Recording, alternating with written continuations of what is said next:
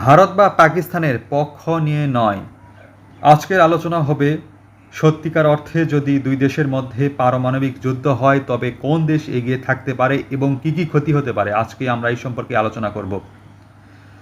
ভারতের কমপক্ষে পারমাণবিক যে অস্ত্র রয়েছে 160টির মতো, অন্যদিকে পাকিস্তানের রয়েছে 165টির মতো, অর্থাৎ সংখ্যায় প্রায় তারা সমানে সমান।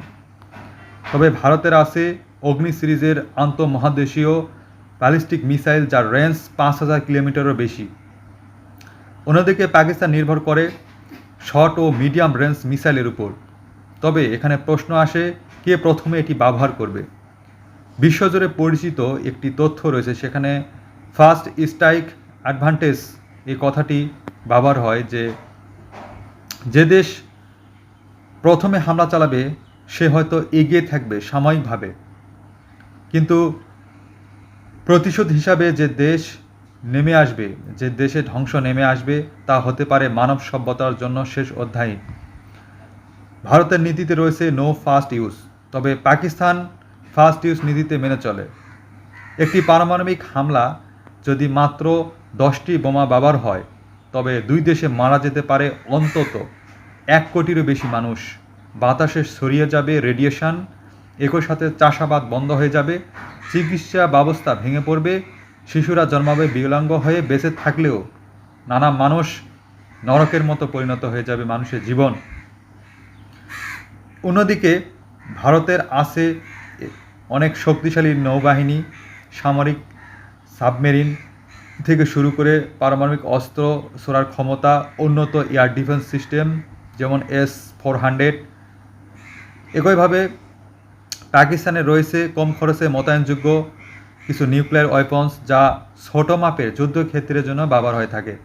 কিন্তু পাকিস্তান রাজনৈতিক কিছুটা অস্থিতিশীল, সাময়িক দখল, চরমপন্থা দাপটে এগুলো একটি হটকারী সিদ্ধান্তে গিয়ে ঠেকাতে পারে।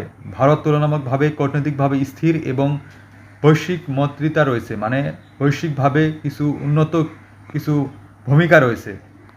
তবে সেক্ষেত্রে তারা আমেরিকা থেকে অনেকটা সাহায্য পেতে পারে। একই ক্ষেত্রে বলা যায় তাদের বন্ধু দেশ আমেরিকা এবং ইসরায়েল তাদের পাশে রয়েছে। এবং একই সাথে এই যুদ্ধ একা ভারত বা পাকিস্তান নয়, ভুক্তভোগী হতে হবে গোটা দক্ষিণ এশিয়াকে। একই সাথে বাংলাদেশ, আফগানিস্তান, ইরান, এমনকি চীন ও রাশিয়ার উপরও প্রভাব আসতে পারে।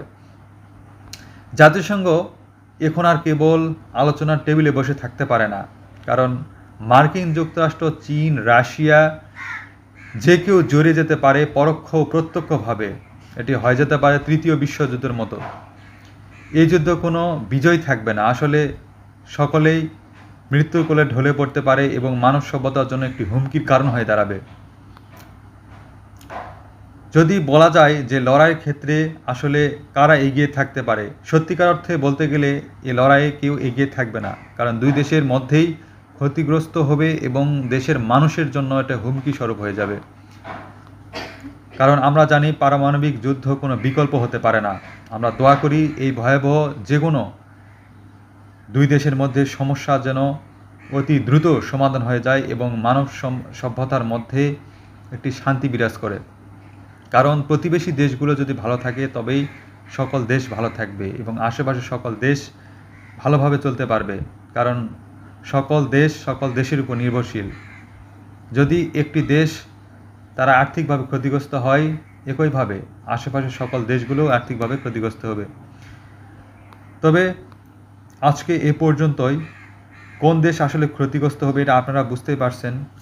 তো এইভাবে আসলে বলার কিছু নাই যে ভারত অথবা পাকিস্তান যে কোনো একটা দেশ ক্ষতিগ্রস্ত হবে, এক্ষেত্রে দেশের মানুষের ক্ষতি হবে এবং আশেপাশে যেগুলো মৈত্রী দেশগুলো রয়েছে তাদেরও ক্ষতি হবে। সুতরাং এটি অন্যায় এবং এটি না করা উচিত।